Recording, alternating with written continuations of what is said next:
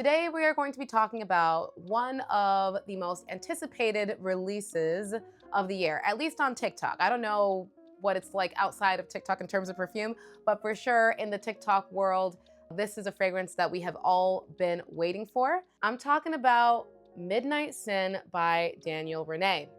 So this actually will not go on sale until this Saturday. I'm very grateful that Daniel sent this to me. I have only tried two other fragrances from Daniel. One is Jahari, which I absolutely love. I think it's masterfully made. The other one that I tried for him that is not for me, to be honest with you, is Fig Yourself. Fig can kind of be hit or miss for me, and that one just isn't my particular cup of tea, a little bit too masculine leaning.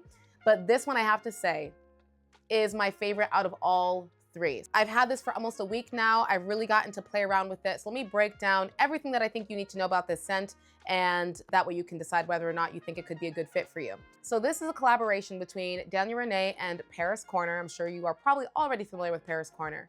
And this is a chocolatey cherry type of fragrance. This is a very sexy fragrance. I believe Daniel specifically said, and I quote, "This is a sex perfume." So it's definitely supposed to evoke a feeling in you, right? It's supposed to make you feel something. It's perfect for date night. It's that type of vibe. But what does it actually smell like? So when you first spray this perfume, you are going to be hit with a pretty strong aroma of chocolate and cherry. More chocolate than cherry in the opening, at least to me. 70% chocolate, 30% cherry. It's delicious. It reminds me of those lollipops that I used to eat back in the day. The ones that have the actual Tootsie Roll candy in the middle, and then it's covered with the hard strawberry or cherry coating. The taste and smell that you get when you finally bite into it, but you still have some of the outer fruit layer with the actual Tootsie Roll, that is what the opening smells like.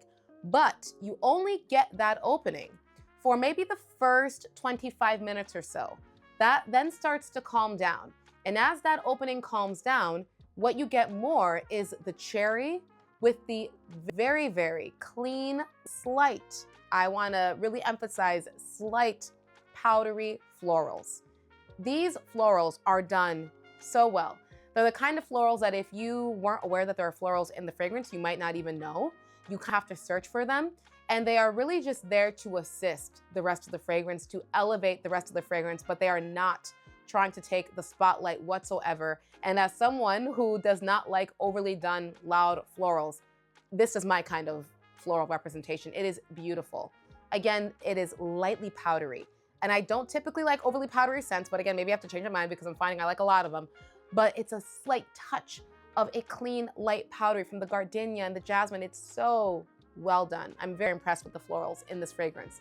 Then the dry down, you get the dark chocolate note and you get the vanilla. To me, actually, the chocolate, interestingly enough, is more prevalent in the opening than it is in the dry down. So I don't know if it's the cherry liqueur that is really what is giving such a strong opening. I don't know, but it smells like a lot of chocolate with the cherry in the opening, and the dry down is like a light dark chocolate with patchouli and vanilla. Fantastic. Do you get the patchouli? You do get the patchouli, but I personally would not consider this to be a fragrance that is leading with patchouli. I think the patchouli does what patchouli does best, which is to add body, add nuance, and elevate the scent and just make it better. It's fantastic. Now, when would you wear this? So I've heard some other people say that this is a fall or winter fragrance. Don't wear it to work, da da da da. I personally, respectfully, disagree with all of that. I think that this is a great year-round fragrance. As in, would I wear this on a hot summer day? Yes. I know that sounds crazy, but hear me out. It's because of a couple of things. Number one, the opening that I mentioned. If that opening were to last for the entire duration of the fragrance, I would say no, this is definitely a fall or winter scent, but it doesn't. It lasts for the first 20 minutes or so. And alongside the chocolatey, thickety, cherry notes that you get in the opening, you also get a tea note.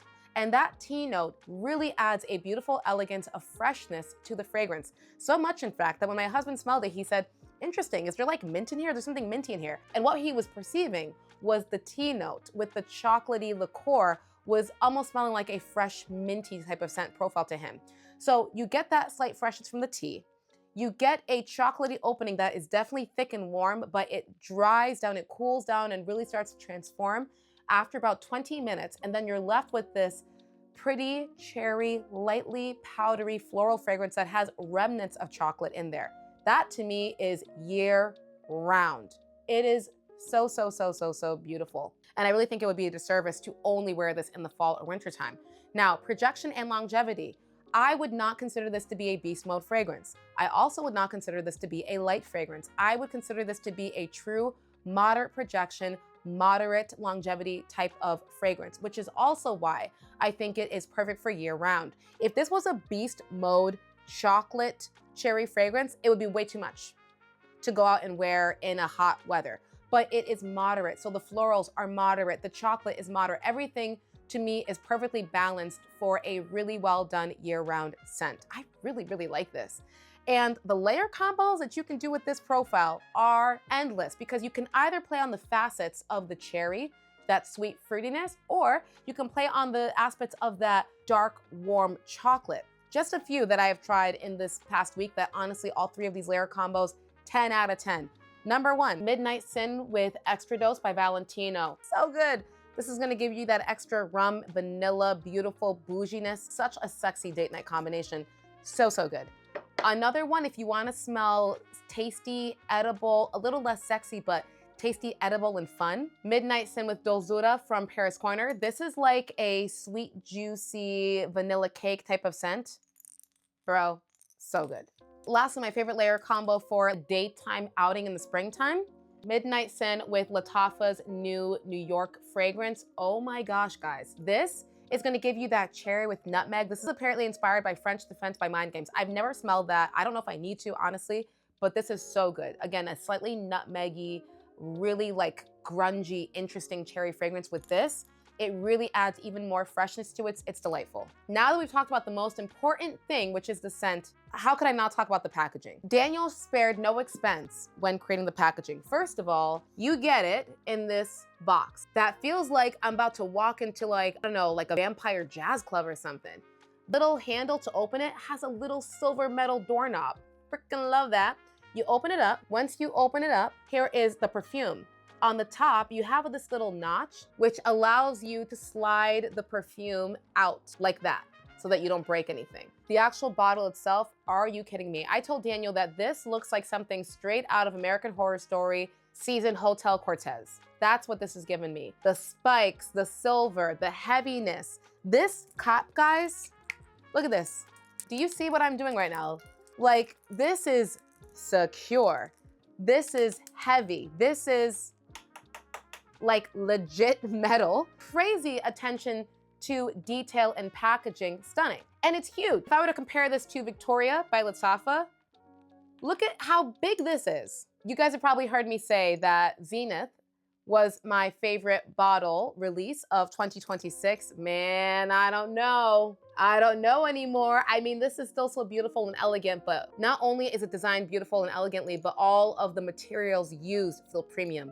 Whereas this is plastic and could be thicker. Now, this is obviously more expensive, right?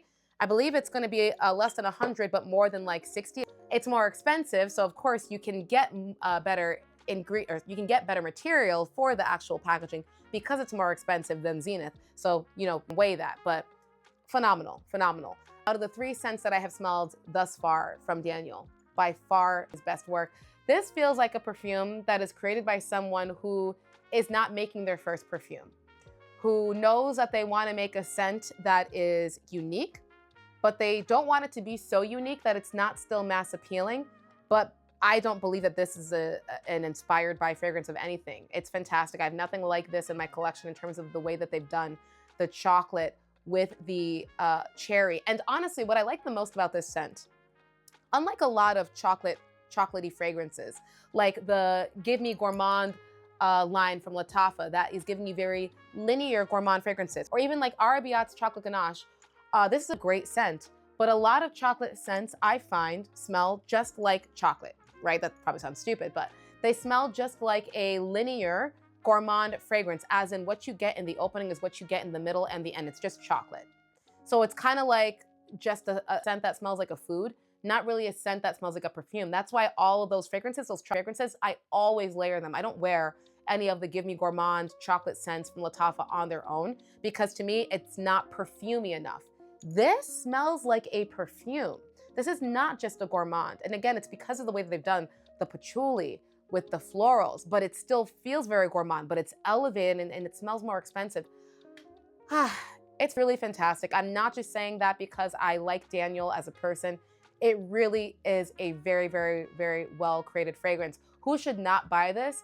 If you are someone who does not like chocolate and does not like cherry at all, then obviously don't buy this. Now, if you don't like chocolate fragrances because, like the gourmand fragrances from Lattafa, you find them to be too linear or too smelling like a food. I know some people are like, I don't want to go walking around smelling like a cupcake.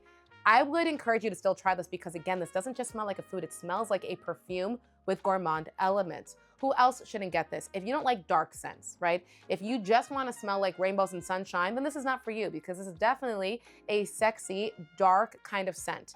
If you're someone who doesn't like cherry at all, definitely stay away because you're for sure going to get the cherry. But if you don't like cherry because you think cherry is typically too medicinal, too Robitussin-y, too syrupy, don't worry about that. This is more of like a cherry similar to Fleur's cherry stem, like a fresh cherry, as opposed to a nasty Robitussin cherry. So this will be launched again this Saturday, I believe on Daniel Rene's live. You can get it on TikTok Shop. I don't know where it will be after that, but I do know it's going to be an exclusive launch with Gift Express. So let me know, guys, if you plan to try this out, if you think that it might be up your alley in terms of the overall scent profile. And I'll see you guys back tomorrow for our next episode.